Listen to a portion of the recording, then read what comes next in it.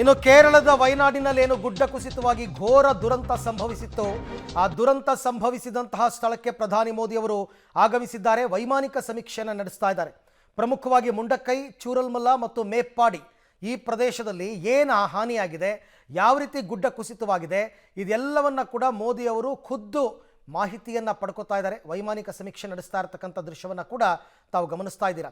ಇವತ್ತು ಕೇರಳಕ್ಕೆ ಆಗಮಿಸಿದ್ರು ಪ್ರಧಾನಿ ಮೋದಿ ಅವರು. ಪಿಣರಾಯಿ ವಿಜಯನ್ ಅವರು ಸ್ವಾಗತ ಕೋರಿದ್ರು. ಅದಾದ ನಂತರ ಈಗ ಹೆಲಿಕಾಪ್ಟರ್ ಮುಖಾಂತರ ಅವರು ಆ ಪ್ರದೇಶದ ಸಮೀಕ್ಷೆಯನ್ನು ಮಾಡ್ತಾ ಇದ್ದಾರೆ. ಅಂದರೆ ಏರಿಯಲ್ ವ್ಯೂ, ಆ ಏರಿಯಲ್ ವ್ಯೂನಲ್ಲಿ ಗೊತ್ತಾಗುತ್ತೆ ಅವ್ರಿಗೆ ಎಲ್ಲಿ ಗುಡ್ಡ ಕುಸಿತ ಆರಂಭ ಆಯಿತು, ಆ ಗುಡ್ಡ ಕುಸಿತ ಆರಂಭ ಆಗಿದ್ದು ಯಾವ ಯಾವ ಗ್ರಾಮಗಳನ್ನು ಸರ್ವನಾಶ ಮಾಡ್ತು, ಎಷ್ಟು ಹಾನಿಯಾಗಿದೆ, ಇದೆಲ್ಲದರ ಮಾಹಿತಿಯನ್ನು ಪ್ರಧಾನಿ ಮೋದಿಯವರು ಈಗ ಪಡ್ಕೊಳ್ತಾ ಇರತಕ್ಕಂಥ ದೃಶ್ಯವನ್ನು ತಾವು ಗಮನಿಸ್ತಾ ಇದ್ದೀರಾ.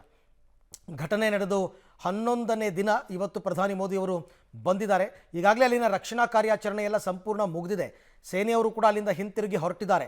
ಬಟ್ ಇದೆಲ್ಲ ಆದ ನಂತರ ಈಗ ಪರಿಸ್ಥಿತಿ ಹೇಗಿದೆ ಅದರ ವೈಮಾನಿಕ ಸಮೀಕ್ಷೆ ನಡೆಸ್ತಾ ಇದ್ದಾರೆ. ಈ ಬಗ್ಗೆ ಮತ್ತಷ್ಟು ಮಾಹಿತಿ ನನ್ನ ಕೊಲೀಗ್ ಶಬೀರ್ ಅವರಿಂದ ಪಡ್ಕೊಳ್ಳೋಣ. ಶಬೀರ್, ಈಗ ಮೋದಿ ಅವರಿಂದ ಪ್ರಧಾನಿಗಳಿಂದ ನಡೀತಾ ಇರತಕ್ಕಂಥ ವೈಮಾನಿಕ ಸಮೀಕ್ಷೆ ಇದೆಲ್ಲವೂ ಆದ ನಂತರ ಅಲ್ಲಾಗಿರ್ತಕ್ಕಂಥ ಹಾನಿ ಏನು ಪರಿಹಾರ ಕೊಡಬೇಕು, ಇದು ಕೇಂದ್ರದಿಂದ ಯಾವ ರೀತಿ ಅಲಾಟ್ ಆಗಬೇಕು, ಇದೆಲ್ಲವೂ ಕೂಡ ನಿರ್ಧಾರ ಆಗುತ್ತಾ ಹೇಗೆ? ಹೌದು, ಇವತ್ತು ಪ್ರಧಾನಿ ನರೇಂದ್ರ ಮೋದಿ ಅವರು ವಯನಾಡಿಗೆ ಭೇಟಿಯನ್ನ ಕೊಟ್ಟಿದ್ದಾರೆ. ಈ ಸಂದರ್ಭದಲ್ಲಿ ಅವರು ವೈಮಾನಿಕ ಸಮೀಕ್ಷೆಯನ್ನ ಕೂಡ ನಡೆಸಿದ್ದಾರೆ. ಪ್ರವಾಹ ಪರಿಸ್ಥಿತಿ ಆದ ಬಳಿಕ 11 ದಿನಗಳ ಬಳಿಕ ಈಗ ನರೇಂದ್ರ ಮೋದಿ ಅವರು ವಯನಾಡಿಗೆ ಭೇಟಿ ಕೊಟ್ಟಿರುವಂತದ್ದು. ವೈಮಾನಿಕ ಸಮೀಕ್ಷೆಯ ಮೂಲಕ ವಯನಾಡು ಮತ್ತು ಸುತ್ತಮುತ್ತಲಿನ ಪ್ರದೇಶದಲ್ಲಾಗಿರುವಂತಹ ಹಾನಿ ಏನು ಅನ್ನುವಂಥದಕ್ಕೆ ಸಂಬಂಧಪಟ್ಟಂತೆ ಮಾಹಿತಿಯನ್ನ ಪಡ್ಕೊಳ್ತಿದ್ದಾರೆ. ಇದ್ರ ಜೊತೆಗೆ ಘಟನೆ ಹೇಗಾಯ್ತು ಮತ್ತೆ ಈ ಒಂದು ಬೆಟ್ಟ ಕುಸಿತ ಆಗಿರುವಂತದ್ದು ಹೇಗೆ, ಅದಕ್ಕೆ ಕಾರಣಗಳೇನು ಅನ್ನೋದಕ್ಕೆ ಸಂಬಂಧಪಟ್ಟಂತೆ ಅಧಿಕಾರಿಗಳಿಂದಲೂ ಕೂಡ ಅವರು ಮಾಹಿತಿಯನ್ನ ಕಲೆ ಹಾಕುವಂತ ಕೆಲಸವನ್ನ ಮಾಡ್ತಿದ್ದಾರೆ. ಮತ್ತೆ ಯಾವ ರೀತಿಯಾದಂತಹ ಹಾನಿ ಆಗಿದೆ ಅನ್ನುವಂಥದ್ದನ್ನ ಕೂಡ ಅವರು ಒಂದು ವರದಿಯನ್ನ ಕೂಡ ಪಡೆದುಕೊಳ್ತಾ ಇದ್ದಾರೆ. ವೈಮಾನಿಕ ಸಮೀಕ್ಷೆ ಆದ ಬಳಿಕ ಅವರು ಈ ಘಟನೆಯಲ್ಲಿ ಆದಂತಹ ಜನರೇನಿದ್ದಾರೆ ಆ ಜನರನ್ನ ಕೂಡ ಭೇಟಿ ಆಗ್ತಾರೆ. ಅವರಿಂದಲೂ ಕೂಡ ಒಂದಿಷ್ಟು ಮಾಹಿತಿಯನ್ನ ಪಡೆದುಕೊಳ್ಳುವಂತ ಕೆಲಸವನ್ನ ಕೂಡ ಮಾಡ್ತಾರೆ.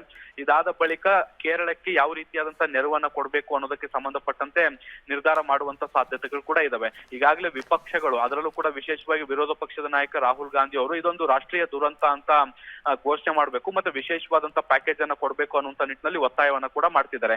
ಹೀಗಾಗಿ ಇದನ್ನ ನ್ಯಾಷನಲ್ ಡಿಸಾಸ್ಟರ್ ಅಂತ ಘೋಷಣೆ ಮಾಡ್ಬೇಕಾ ಅಥವಾ ಅದನ್ನ ಘೋಷಣೆ ಮಾಡದೆ ಯಾವ ರೀತಿಯಾದಂತ ನೆರವನ್ನ ಕೊಡಬಹುದು ಅನ್ನೋದಕ್ಕೆ ಸಂಬಂಧಪಟ್ಟಂತೆ ಪರಿಶೀಲನೆ ಮಾಡಿ ಕೇಂದ್ರ ಸರ್ಕಾರದಿಂದ ಕೇರಳಕ್ಕೆ ಒಂದು ವಿಶೇಷವಾದಂತ ನೆರವನ್ನ ಕೂಡ ಕೊಡುವಂತ ಸಾಧ್ಯತೆಗಳಿದಾವೆ. ಅದಕ್ಕೆ ಪೂರಕವಾದಂತ ಮಾಹಿತಿಯನ್ನ ಈಗ ಕಲೆ ಹಾಕುವಂತ ಕೆಲಸವನ್ನ ಪ್ರಧಾನಮಂತ್ರಿಗಳು ಮಾಡ್ತಾ ಇದ್ದಾರೆ. Right Shabbir, thank you. ತಮ್ಮ ಎಲ್ಲ ಮಾಹಿತಿಗಾಗಿ ಧನ್ಯವಾದ. ಮುಂಡಕ್ಕೈ, ಚೂರಲ್ಮಲ, ಮೇಪ್ಪಾಡಿ ಪ್ರದೇಶದಲ್ಲಿ ಪ್ರಧಾನಿ ಮೋದಿಯವರ ವೈಮಾನಿಕ ಸಮೀಕ್ಷೆಯನ್ನು ತಾವು ನೋಡ್ತಾ ಇದ್ದೀರಿ.